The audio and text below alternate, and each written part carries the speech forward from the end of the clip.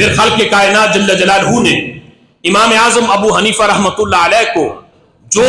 قرآن و سنت سے مسائل اخذ کرنے کے لحاظ سے جو ملکہ اور مہارت دی ہے، یہ امام اعظم ابو حنیفہ رحمۃ اللہ علیہ کا حصہ ہے۔ حضرت مجدد پاک مکتوبات کے اندر ان لوگوں کا رد کرتے ہوئے آپ فرماتے ہیں،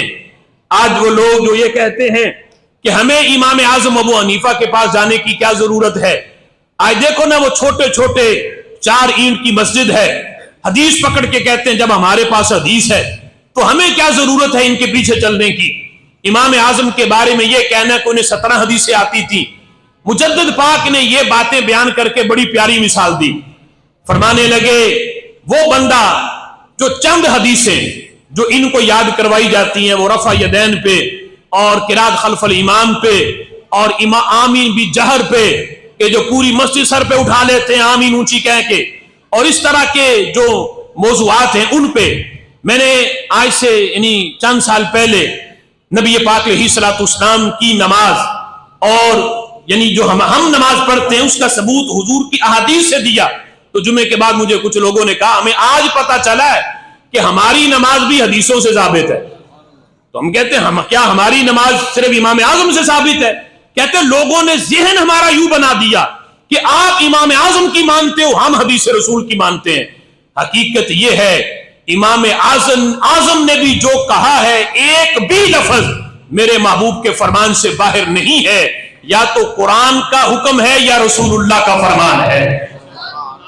یہ الگ پراپوگنڈا امام اعظم ابو حنیفہ رحمۃ اللہ علیہ کے بارے میں کیا گیا۔ تو مجدد پاک کہتے ہیں وہ بندہ جو چند حدیثیں یاد کر لے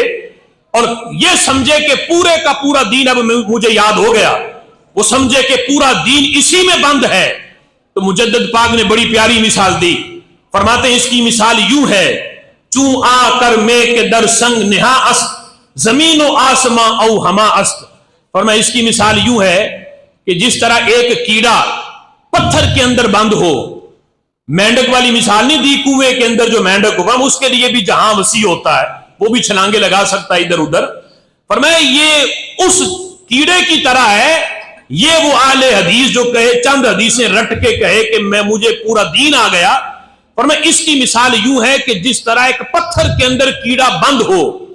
اور وہ کیڑا یہ سمجھتا ہے کہ زمین و آسمان بس یہی ہے،